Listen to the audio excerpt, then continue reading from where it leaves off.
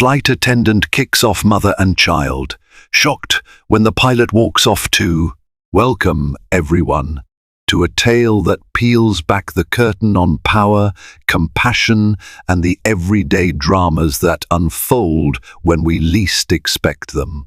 Set against the backdrop of Hartsfield-Jackson Atlanta International Airport, a bustling air travel hub, this story follows a flight attendant who makes a hasty decision to remove a distressed mother and her child from a plane.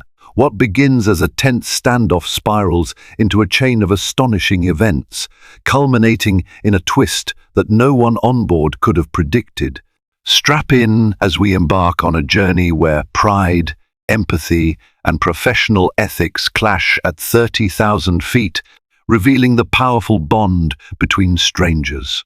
Before we dive in, if you're new here, don't forget to subscribe and hit that notification bell so you never miss an update. If you're excited about this story, let us know. If you enjoyed the video, press 1. If not, press O. Your feedback really inspires me to gather more uplifting and meaningful stories. Alicia Jennings hurried down Concourse B of Hartsfield-Jackson Atlanta International Airport, heart-pounding, as she dragged her rolling suitcase behind her. She was due for a pre-flight briefing in just 10 minutes, and the surging crowds, random security checks, and a spilled coffee from the morning had set her on edge. This was the second leg of a split shift for Delta Airlines, her employer for the past 4 years. And while Alicia was proud of her work, exhaustion gnawed at her. Long days and minimal sleep had worn thin her usual patience. She paused outside Gate 26, spotting members of her cabin crew already gathering. A wave of relief washed over her. She was only slightly late, but enough to feel guilt nipping at her. Crisp uniform on, pinned name badge reflecting the overhead lights, Alicia inhaled deeply. "Focus," she told herself. "Maintain composure." She pushed through the glass door, leading to the gate agent's podium, mustering a forced smile. The rest of the crew, 2 fellow flight attendants, Marilyn and Cassie, and a first officer, Diego, acknowledged her with nods. The pilot, Captain Russell Kim, was off finalizing paperwork. A curt nod from the senior attendant, Marilyn, confirmed Alicia's arrival. After a quick check-in, they moved into a quiet corner for the briefing. They discussed flight specifics. A Boeing 737 flight from Atlanta to Los Angeles, roughly 4 hours, packed to capacity. They noted the presence of a couple of unaccompanied minors, a wheelchair-bound passenger who needed assistance, and a few seat change requests. Marilyn explained, "We have to keep a tight schedule, no messing around. The plane needs to depart at 10:00 a.m. sharp." Her tone was borderline stern, but Alicia recognized it as standard procedure. Rumors had circulated that Delta was reviewing on-time performance stats, pressuring employees to avoid delays at all costs. Alicia nodded, though her nerves hummed. She recalled Captain Kim's usual easygoing style. He believed in balancing punctuality with passenger needs. He and Alicia had teamed up on flights before, forging a friendly, professional rapport. Marilyn ended with a final reminder: "We must be vigilant if any passengers cause disturbances. Security concerns, medical issues, or in-flight disruptions, zero tolerance." Everyone murmured agreement. No one wanted drama at 35,000 feet, but the reality of unpredictable travelers often complicated that vow. Passengers gathered at Gate 26, scanning their phones for digital boarding passes or clutching worn paper tickets. The loudspeakers crackled overhead, announcing early boarding for families with small children, active military, and those needing extra assistance. Alicia stepped into the jet bridge to greet the first wave. As always, a swirl of varying emotions enveloped her: excitement from children, impatience from business travelers, and the faint anxiety from novices who disliked flying. She guided an elderly woman using a walker, ensuring she found her seat in row 5. A father, mother, and toddler juggled strollers and diaper bags, heading to row 14. A group of friends in matching t-shirts giggled about their West Coast adventure. Alicia forced a polite smile, assisting them with overhead bins. Behind her, Cassie collected final boarding passes while Marilyn supervised from the main cabin. Suddenly, Alicia's attention was pulled to a young mother stepping on board. She wore simple jeans and a tired expression. Clinging to her was a boy, maybe 5 or 6, who looked equally frazzled. The mother's name tag pinned to the duffel read, Anna Fitzgerald. She gave Alicia an apologetic smile as her boy fussed, tugging at her jacket. "Everything's okay, sweetie," she whispered to her son. Alicia offered a nod, pointing them to row 26 near the rear of the aircraft. As more passengers streamed in, Alicia kept an eye on the mother and child. They moved slowly down the aisle, the child occasionally whining. The mother, face etched with fatigue, tried to calm him. It was a typical scenario. Traveling with kids was stressful. Alicia heard the boy softly say, "I'm tired, Mummy. I want to go home." She saw the mother stroke his hair, murmuring reassurance. Meanwhile, the overhead bins filled quickly. Passengers bickered over limited space. Alicia managed tensions as best she could, gently urging travelers to use space efficiently or gate-check oversized bags. At row 26, the boy began to cry in frustration. A few surrounding passengers shot annoyed looks. Alicia caught a glimpse of Marilyn stiffening. She hates disruptions, Alicia thought, and she's known to be unyielding with policy enforcement.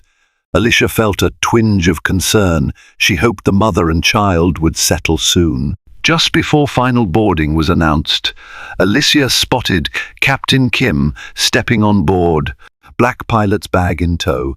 He gave her a friendly salute. "Ready for the skies?" he asked in passing. She returned a grateful smile. In her mind, she thought, at least Captain Kim is calm. But an uneasy sense tensed her shoulders. Something told her this flight might not be so smooth. With the doors closed, the 737 pushed back from the gate.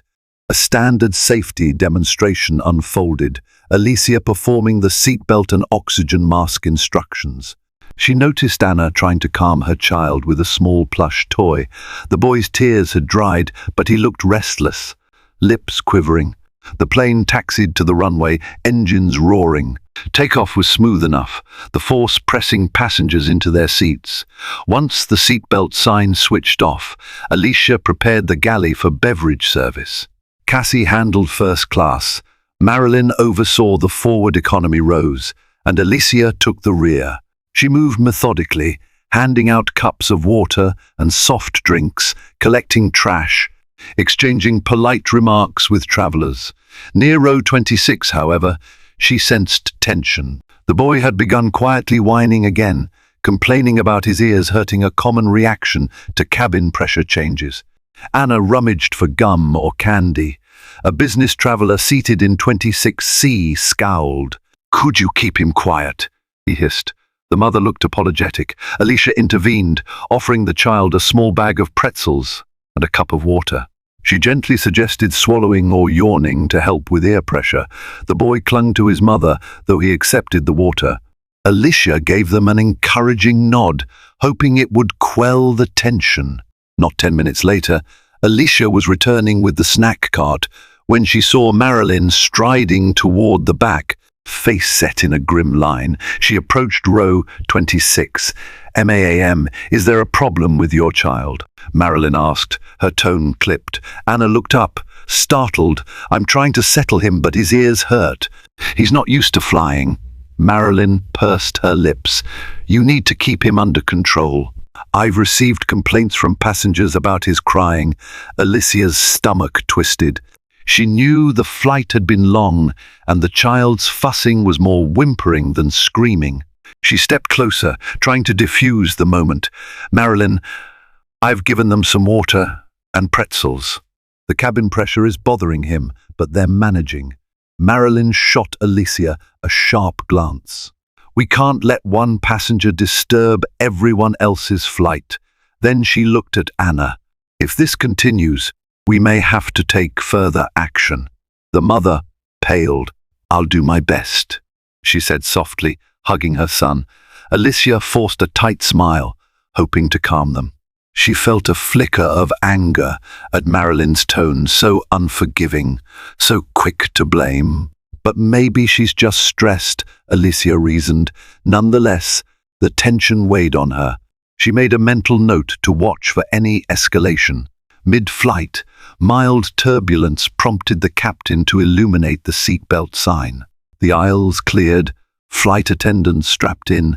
The 737 jostled lightly for several minutes, then steadied. Once the sign clicked off, Alicia rose again to continue service.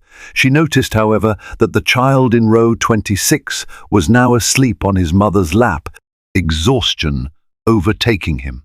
Anna had reclined slightly, eyes closed. Good, Alicia thought. Maybe that's the end of the drama. But fate had other plans. A row up, a teenage girl spilled a can of soda, the sticky liquid dripping under seats. Alicia rushed with towels, blotting the mess. The mother in 27 freaked out about spilled soda near her carry-on. Meanwhile, Cassie asked Alicia to help with an ill passenger feeling faint in row 8. Chaos threatened to erupt. For nearly an hour, Alicia dashed around, assisting wherever she could. She scarcely noticed that the child in row 26 had awakened. When Alicia finally returned to the rear, she heard the boy crying more loudly. Anna looked near tears herself, rummaging for something in her bag. "Shh, it's okay," she whispered. "I have your headphones. We'll play some music, all right?" But the boy was upset about something else. He kept tugging at his seatbelt, complaining it was too tight or his back hurt. He also complained his ears popped again when the plane descended slightly to avoid turbulence. Passengers in the vicinity rolled their eyes or exchanged exasperated looks. Alicia tried to console them. "We're about halfway to Los Angeles. Another 2 hours or so." The mother seemed on the verge of tears, apologizing repeatedly. Alicia offered to bring more water or see if a small pillow was available. Just as Alicia stepped away, though, she spotted Marilyn striding down the aisle again, expression thunderous. Marilyn halted beside row 26, ignoring Alicia's outstretched hand, signaling caution. "I'm sorry, ma'am," Marilyn said, voice loud enough that half the row turned their heads. "But I've warned you. Your son's behavior is disrupting fellow passengers. We can't continue like this." Anna's eyes widened in alarm. "I'm trying my best. He's just in pain from the pressure. And that's no excuse," Marilyn barked. "This flight is full of people who paid good money for peace. We can't have a child yelling non-stop." Alicia's pulse thundered. She stepped forward, speaking softly. "Marilyn, maybe we can move them to an emptier part of the plane, or ask if we have earplugs for nearby." But Marilyn cut her off. "We can't rearrange seats. This flight is sold out, and we're not responsible for controlling unruly children. This is a safety issue. If the child can't stay calm, they have to leave." A hush fell over the adjacent rows, stunned by the seriousness of her tone. Anna, pale, shook her head. "Please, we're already in the air. You can't just—" Marilyn's lips thinned. "If you can't control him, we'll have no choice but to divert or remove you upon landing. It's your decision." Gasps rose among passengers. Alicia felt a knot form in her stomach. For a child's crying, an in-flight removal threat seemed extreme. She tried to interject, but Marilyn pivoted sharply and marched up the aisle. Anna was left trembling, her son's sobs intensifying, likely frightened by the confrontation. Alicia crouched beside Anna, heart aching for her. She placed a hand on Anna's arm. "I'm so sorry. Let me see if I can speak with the pilot or calm Marilyn down. She's not usually this harsh, but we've had a stressful day." Tears brimmed in Anna's eyes. "We had a family emergency in Atlanta, and we're heading home to Los Angeles. My husband's waiting at the airport. My boy is normally well behaved. He's just overwhelmed." Her voice shook. The child reached for her, burying his face in her jacket. Alicia felt fury at Marilyn's lack of empathy. "I understand. Let me talk to the captain." She gave a reassuring squeeze and hurried to the cockpit door. She tapped lightly, requesting entry. First Officer Diego peeked out, recognized her urgency, and let her in. Captain Kim, scanning the instrument panel, glanced over. "Everything okay, Alicia?" she sighed. "We have a child upset. Marilyn is threatening to remove them upon landing. It feels extreme. The boy's mother is doing her best. Could you possibly intervene or talk to Marilyn?" Captain Kim's brow furrowed. "Removing them for a crying child, that's unusual. Is it a safety risk or just a noise complaint? Marilyn's calling it disruptive, but honestly, it's typical kid fussing. The mother's cooperative. I think we can handle it with a gentler approach," Alicia explained. Captain Kim nodded, a determined set to his jaw. "Let me see what I can do. We shouldn't escalate unless absolutely necessary." He glanced at Diego, who offered a supportive nod. Then Kim turned back to Alicia. "I'll come out once we're steady. In the meantime, do your best to keep things calm." Unfortunately, a wave of turbulence forced the captain to remain strapped in. For the next 30 minutes, the plane rattled through pockets of unstable air. Passengers clutched armrests. The child in row 26 cried again, ears popping. Unable to move around, Alicia felt helpless, pinned to her jump seat. Marilyn, also belted in, glared at the back of the cabin. Tension soared. When the turbulence finally subsided, the seatbelt sign blinked off. Passengers exhaled collectively. Alicia unfastened her harness, preparing to fetch the captain, but Marilyn rose first, storming down the aisle. Alicia scrambled after her, adrenaline spiking. She could sense a showdown. At row 26, Marilyn's voice rang out. "I've had enough. This child hasn't stopped. You've disregarded repeated warnings."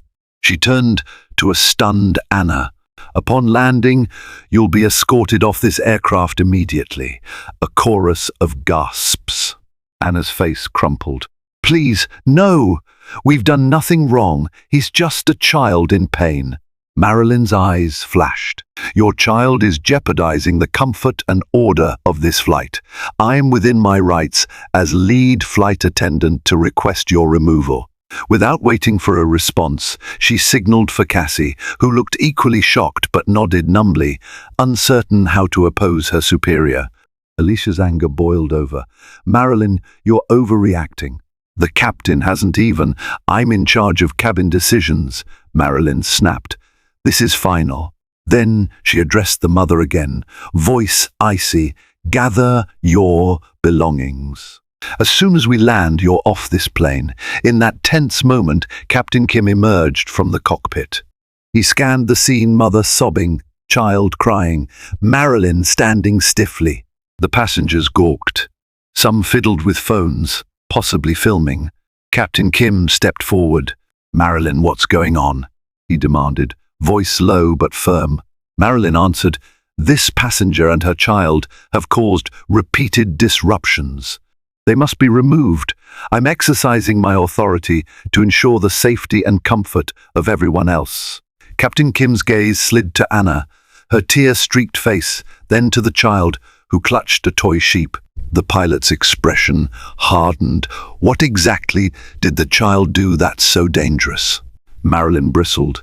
He's been crying loudly, ignoring seatbelt instructions, causing other passengers distress. "I can't run a flight under these conditions." Alicia broke in. "Sir, it's mostly ear pain from the cabin pressure. There's been no violence, no threats, just a crying child." "This is beyond harsh." Some passengers nodded in agreement. Captain Kim paused, measuring the situation. "If there's no genuine threat, we shouldn't remove them just for crying." He turned to Anna. "Ma'am, are you willing to cooperate with any instructions to keep your child seated and safe?" Anna nodded desperately. "Yes, absolutely. He's just upset. I'll do anything you say." Marilyn's face flushed. "Captain, we can't run a flight where one child disturbs the entire cabin." It's in the airline's policy that we can remove disruptive passengers. We're done catering to this. Captain Kim's patience snapped. Marilyn, I have final authority over this aircraft. If there's no serious reason, safety, security, or health hazard to remove them, I won't condone it. Marilyn refused to back down. I have a right as lead attendant to make cabin-level decisions. Kim's voice dropped, dangerously calm. I can overrule you. Let's handle it properly, offer support, maybe relocate them if possible. No abrupt removal. Marilyn glared at him, stunned. The standoff crackled with tension. Then, unbelievably, she declared, if you're going to undermine me, Captain, I'll call security upon landing anyway. We can let the airline handle it.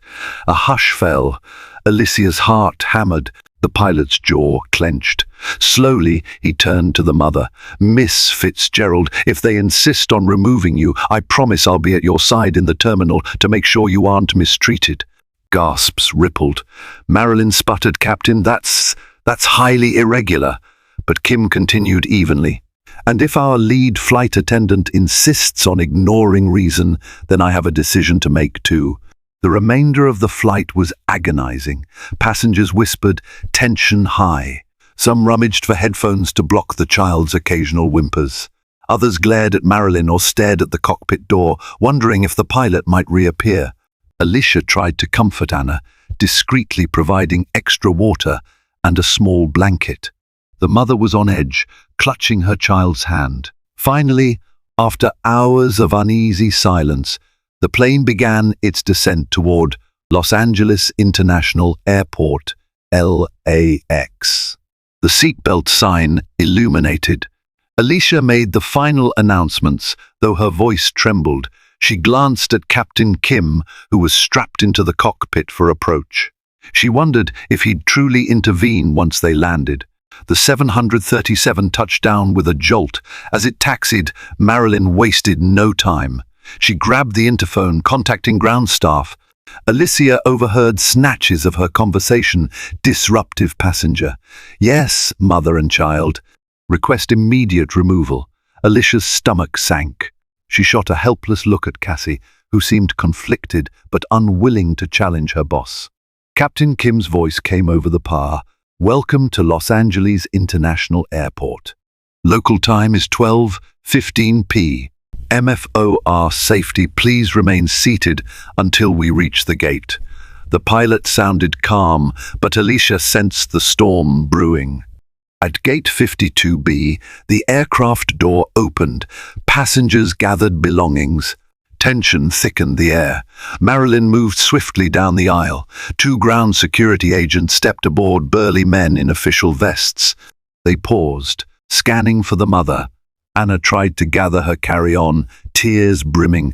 Her child clung to her, confused. Marilyn pointed at them. They're the ones, she barked. The security agents approached politely, asking the mother to step off the plane. Around them, some passengers murmured in protest. One woman hissed at Marilyn, "This is heartless." Another man whipped out his phone to record. Anna looked at Alicia, heartbreak in her eyes. Alicia felt powerless. She saw the boy trembling, hugging his plush sheep. Then footsteps sounded behind them. Captain Kim emerged from the cockpit, hat tucked under his arm. He strode down the aisle, face grim, and positioned himself beside the mother and child. Marilyn stared, speechless. Kim addressed the agents. "I'm Captain Russell Kim. This passenger is not a security threat.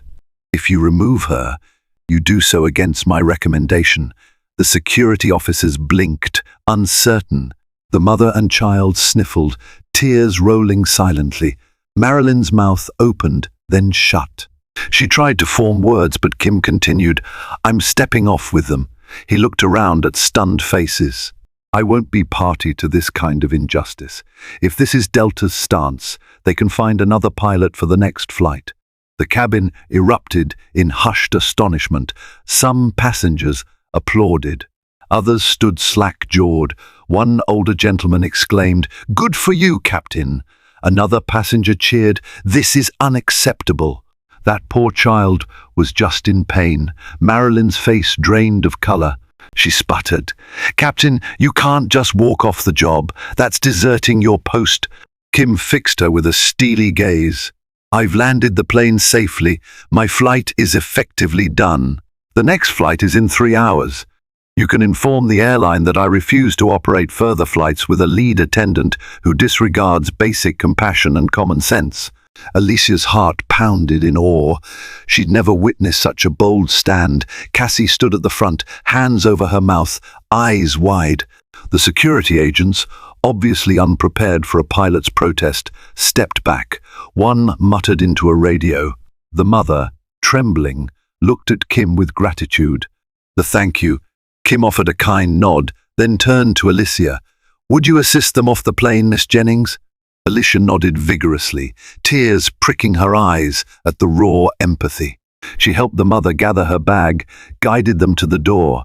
The child gripped his plush sheep, eyes wet but calm.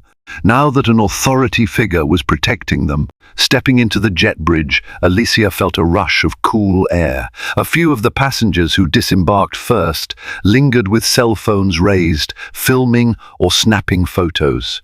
The mother tried to hide her face. Captain Kim placed a gentle hand on her shoulder, shielding her from cameras. The security agents followed, confusion on their faces. Meanwhile, inside the plane, Marilyn faced outraged travelers, demanding to know why a mother and child were forcibly removed. Moments later, a gate supervisor approached, eyes darting. "Captain Kim, I have orders from flight operations to inquire about the situation." Kim calmly explained that the lead flight attendant unilaterally decided to remove a mother and child for crying. "There was no threat, just a tired child," he said. "I can't condone that." The supervisor frowned, scanning the anxious mother and boy. "Ma'am, are you physically okay? Was there any confrontation?" She shook her head, lip quivering. "I just want to get home," she whispered. The child clutched her leg. The supervisor's jaw tightened. "Understood. Let me see what we can do." A hush followed. For Alicia, it felt surreal. She'd seen passengers removed for serious reasons: intoxication, threats, refusal to follow seatbelt rules. But never for a child's tears. Inside the plane, Cassie told Alicia later, passengers continued voicing complaints. Some demanded Marilyn's name or the corporate complaint line. Others expressed support for the mother. A few, frustrated by the delay, just wanted off. In the midst of it all, Alicia heard from Cassie that Marilyn tried to defend herself by citing airline policy about unruly behavior. But the crowd wasn't buying it. Meanwhile, out on the jet bridge, Captain Kim calmly requested the supervisor find an alternative flight for Anna and her child, one that would depart soon, ideally without Marilyn. The supervisor nodded. "We'll rebook them, Captain. I'll see if there's a seat on another Delta flight or a partner airline." Anna's eyes welled with relief. "Thank you so much. I was afraid I'd be stranded." She turned to Kim and Alicia. "I can't express my gratitude enough." Kim gave a gentle smile. "I'm sorry you had to go through that. This isn't how Delta typically operates." Finally, Captain Kim, Alicia, and the gate supervisor re-entered the aircraft. The father of an unaccompanied minor approached, praising the captain's decision. Another passenger asked for the corporate website to file a complaint. Tension soared. Marilyn stood near the front, arms folded, posture rigid, her face colored with embarrassment or anger. She saw Kim and the supervisor approach and stepped forward, forcing composure. "Captain, you've caused a scene," she said icily. "We're behind schedule for cleaning and our turnaround. The next flight's at risk. All because you sided with a disruptive passenger." Kim's eyes narrowed. "Disruptive? That child was simply upset. We do not remove people for crying, and you know it." Marilyn jutted her chin, refusing to back down. "You undermined my authority in front of everyone. That's unprofessional. I was within my rights." The airline empowers lead attendants to address any passenger disturbance. Yes, the supervisor interjected, within reason, for legitimate safety concerns, yes, but none of this qualifies. He pulled Marilyn aside for a hushed but stern conversation. Alicia, standing nearby, overheard bits: liability, overreach, potential formal review. She realized Marilyn might face disciplinary action or retraining. A swirl of sympathy flickered within her. Marilyn was often strict, but Alicia had never seen her act this aggressively. Still, actions have consequences. A team of ground staff arrived, clearing and prepping for the next flight. Captain Kim turned in his flight envelope to the gate supervisor, reaffirming, "I'm not piloting the return leg with Miss Monroe." Marilyn's last name was Monroe, Alicia recalled. The supervisor sighed. "We'll find a replacement pilot or move you to a different crew. Please proceed to the crew lounge. We'll contact you." Kim glanced at Alicia. "You should remain on the flight if you choose. I have no issue with your performance. But I understand if you prefer not to continue under Miss Monroe's lead." Alicia hesitated. She feared the repercussions of defiance. Then she pictured the tear-stricken mother. With a firm nod, she said, "I'm stepping off as well, Captain. I can't be part of this fiasco." Cassie overhead, blinking in surprise. But Alicia had made up her mind. If the pilot is leaving in protest, so will I. Marilyn looked outraged, but she was too embroiled in the supervisor's scolding to respond. Alicia quickly grabbed her personal bag. Her mind whirled at the potential fallout. Was she quitting mid-flight assignment? Technically, they had landed, so her shift was concluded, but the next flight cycle was in jeopardy. She felt uncertain, yet deeply relieved. Out on the jet bridge, Alicia found the mother and child waiting with the gate supervisor, who had rebooked them on a competitor airline, departing in 2 hours. The supervisor politely apologized. "I'm sorry for your experience. Delta will cover your rebooking fees and provide a meal voucher. We hope you'll fly with us again." The mother, hugging her child, gave a tremulous smile. "Thank you. I'm just relieved. This nightmare is over." She turned to Alicia, eyes shining. "I don't know your name." "Alicia Jennings," she said softly. "Well, Miss Jennings, you stood up for us, and the captain too. I'll never forget your kindness. Really, thank you." Alicia's throat tightened. She managed a small smile. "Travel safely. I hope your child feels better soon." Captain Kim approached, nodding to the mother.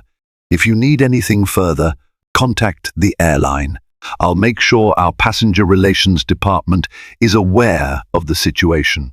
He offered his business card. She took it with gratitude, tears in her eyes. As the mother and child left for their new gate, Alicia felt an odd mix of sorrow and triumph. So much tension for something so avoidable. She admired Captain Kim's conviction.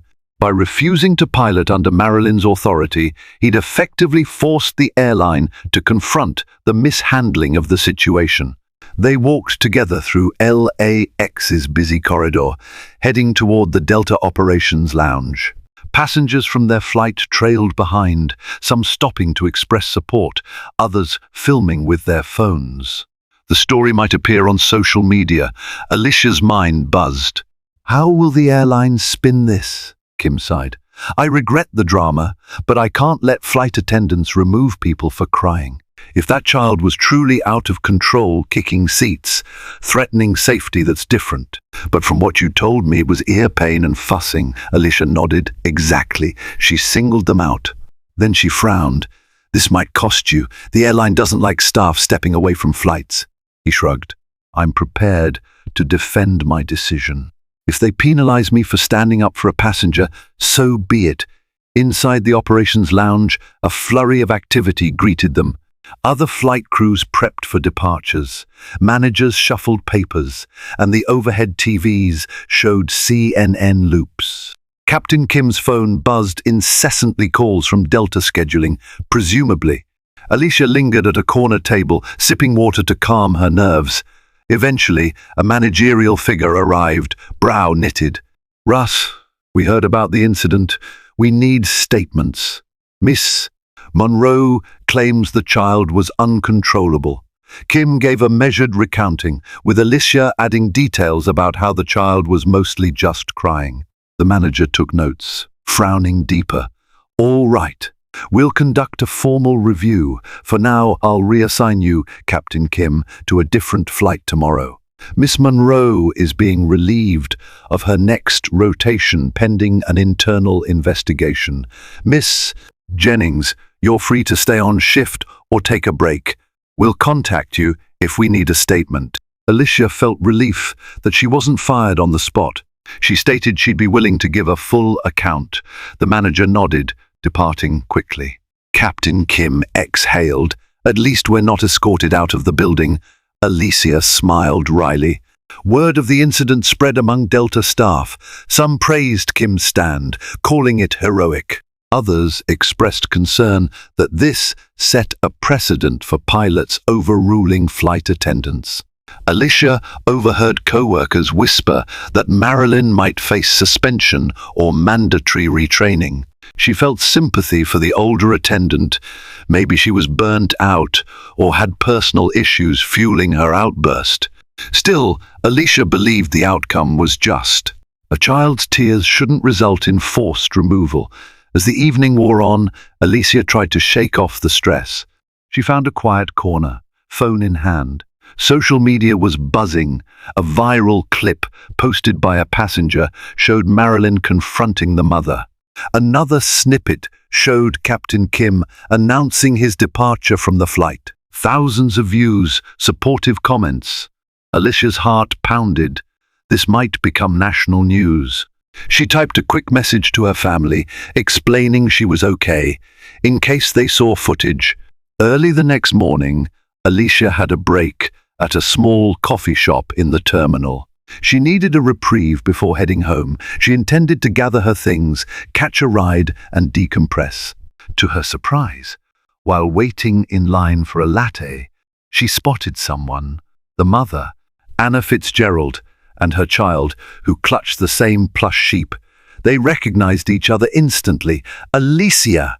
Anna exclaimed. "What are you doing here?" Alicia blinked. "Oh, my shift ended, but I was finishing paperwork." "Are you still here?" Anna gave a relieved nod. "Our flight last night got delayed, so we stayed in a hotel courtesy of the airline. We're catching a morning flight now." She stooped, smoothing her child's hair. "He's feeling better after a good night's sleep." The boy looked up, shy smile forming. He said softly, "Hi," Alicia grinned, heart warmed. "Glad to see you again under calmer circumstances." They ended up sitting at a small table, sipping coffee orange juice for the boy. Anna recounted how they had a comfortable rebooked flight, thanks to the competitor airline. The flight crew was so kind. "No issues," she said, relief evident. She then asked about Alicia's predicament. "Are you in trouble for standing up for us?" Alicia shrugged. "I'm not sure yet." The pilot and I gave statements. "I suspect the airline will side with us after seeing passenger testimonies. Miss Monroe might face disciplinary measures." Anna frowned. "I never meant to cause trouble. My boy has always been anxious about flights, but we had no choice this time." Alicia reached over, gently patting the child's hand. "It's okay. You didn't do anything wrong." People forget that children can't just flip a switch to handle the pressure changes. A flicker of sadness crossed Anna's face. "I guess we learned that some flight attendants aren't as patient. But you restored our faith. And that pilot too. I still can't believe he walked off the plane for us." As they spoke, Alicia saw Captain Kim passing by, rolling his suitcase. Spotting them, he paused, offering a wave. He approached, greeting the mother and child with a grin. "You made it after all," he said. "Good to see you both safe." Anna beamed. "Captain Kim, thank you. I'm still in shock that you gave up your flight for our sake." He chuckled softly. I'd call it following my conscience, not giving up. The airline can replace me for a flight, but I can't replace my principles." Alicia smiled at his sincerity. They chatted briefly, exchanging updates. Kim mentioned he'd have a meeting with Delta management soon. "I'll advocate for better guidelines on passenger removal. We can't have flight attendants misusing that policy." Anna teared up, repeating her gratitude. The child simply looked up at Kim in awe, then said, "Thanks, pilot," hugging his plush sheep. Kim ruffled the boy's hair gently. Before they parted, Captain Kim scribbled a phone number on a small notepad. Handing it to Anna, he said, "If you face any lingering issues or want to file a complaint, contact me. I'll confirm what happened." She took it, voice shaky with emotion. "Thank you. You've both changed our perspective on flying." Alicia also provided her email address in case the mother needed an additional witness for any complaint. The moment felt bittersweet. An ordeal had brought them together, forging unexpected bonds of compassion. The overhead speaker announced boarding for the mother's flight. Anna stood, giving Alicia a quick hug. She extended her hand to Captain Kim, who shook it warmly.